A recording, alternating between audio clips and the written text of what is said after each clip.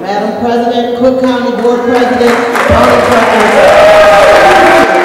Thank you.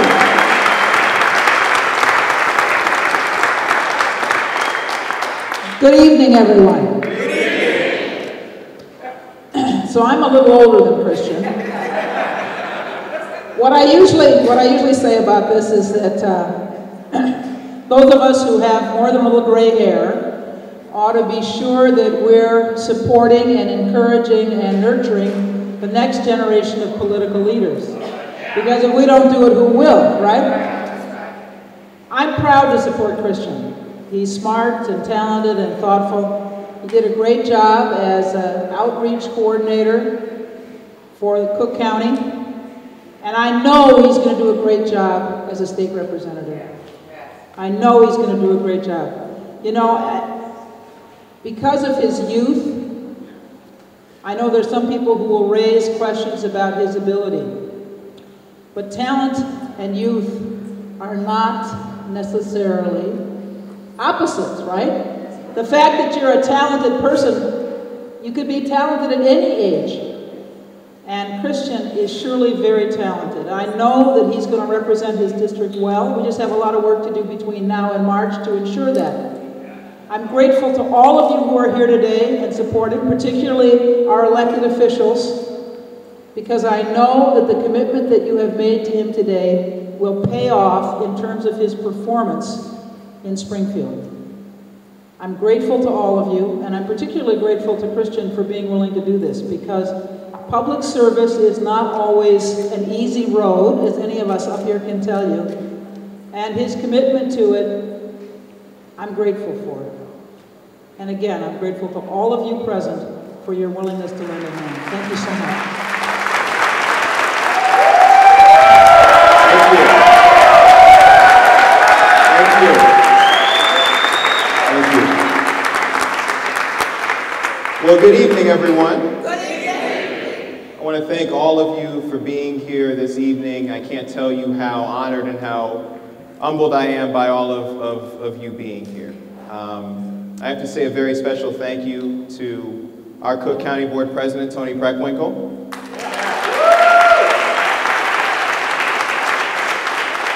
But I'm grateful not just for her support, not just for her mentorship, but also for her leadership and for her statesmanship and for her integrity and the ways in which she's working to make sure that the County of Cook is a government we can all be proud of. So I'm grateful for you, President Preckwinkle.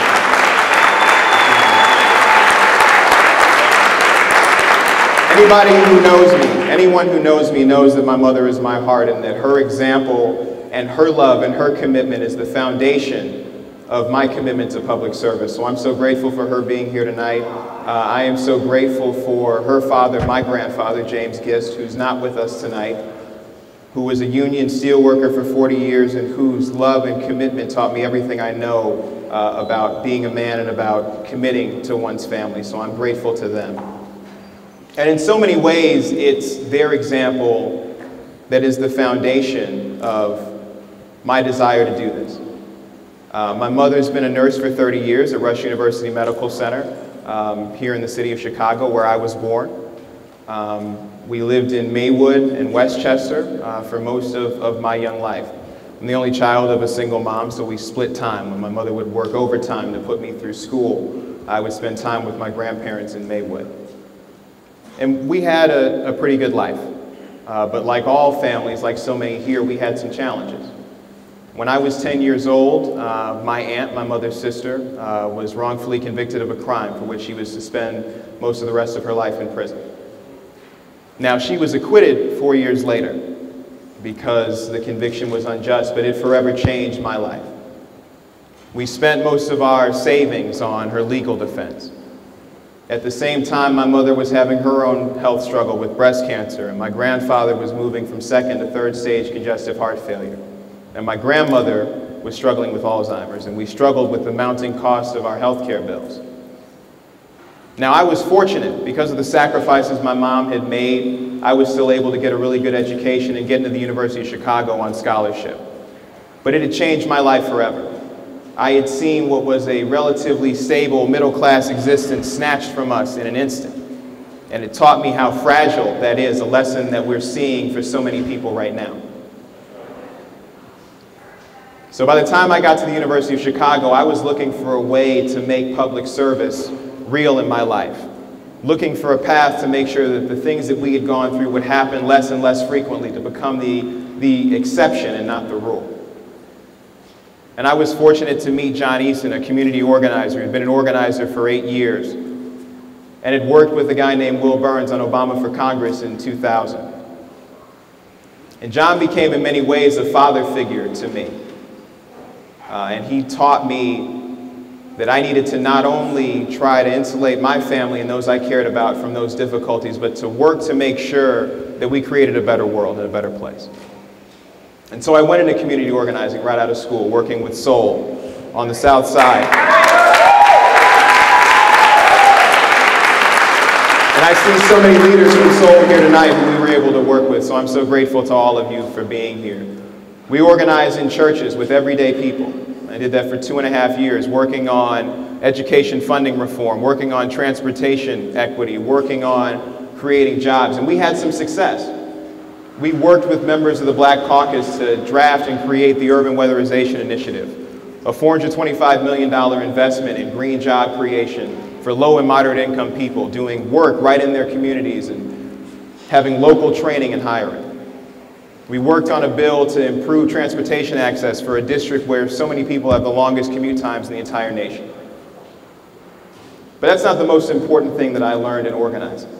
That's not the most important impact it had on me. The most important impact it had was the time I spent with single mothers like my own, who were trying to support their kids, trying to put them through school, dealing with the same kind of struggles we dealt with, or families caring for ailing grandparents, or people who had a rough encounter, an unjust encounter with the justice system as we had, trying to recover and trying to make it.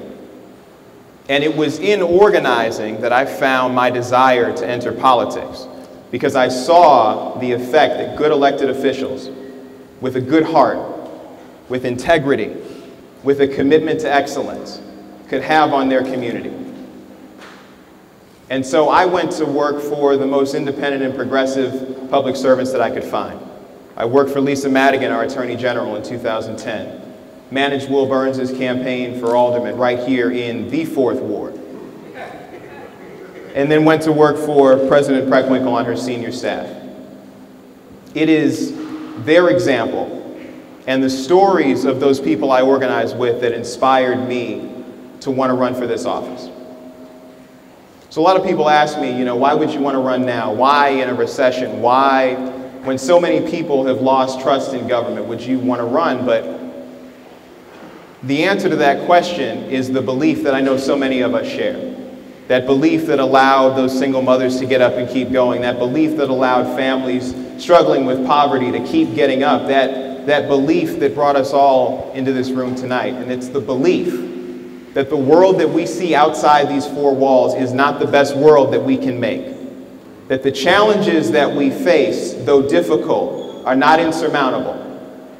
But that people, if they are willing to organize and willing to work, can not only make a difference, but also elect public servants who will fight for their interests and fight for their values. And that's why I'm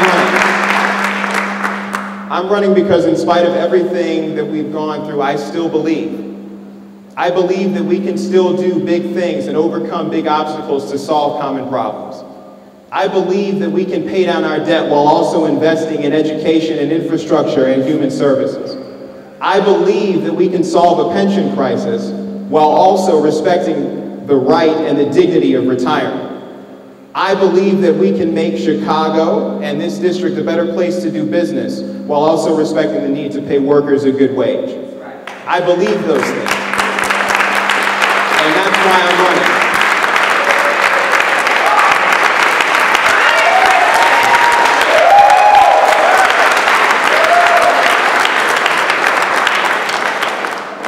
And I believe that the 26th district can lead by example. We are so fortunate in this district. We have such a rich tapestry of neighborhoods. We have McCormick Place and Navy Pier and a vibrant downtown business district. We have a world-class university. And we have great, great people. And the thing that binds us all together is the desire to live the best life we possibly can, to live with dignity and respect, and to pass on to future generations a better world than the one we inherited. And our leaders here in the 26th District have always known that that requires making sure that every child, regardless of their zip code, can get access to a high-quality 21st century education. We know that that involves keeping our streets safe. We know it involves investing in job creation and human capital right here in the state of Illinois. We know those things. And I believe that we can do better. I believe that there is more we can do for our jobless and for our homeless and for working people who are just trying to make it. And that's why I'm running. So I'm excited for all of you being here. I'm honored and I'm humbled. You have no idea how blessed I am by your presence. But I also know that we're not going to win this election in this room. That the only way we're going to win is by deepening that commitment to each other, by going out and talking to our friends and neighbors about this campaign and about the things that are at stake. So I'm honored by your presence here, but I'm asking you for your help. And I'm asking you for your support. Because we've got a long road ahead. There's a long time until March, but I believe with the people in this room. I believe with your support and with your prayers and with your time and your talent and your treasure that we can be victorious on March 20th. Thank you all so much. I'm so blessed by you being here. Thank you.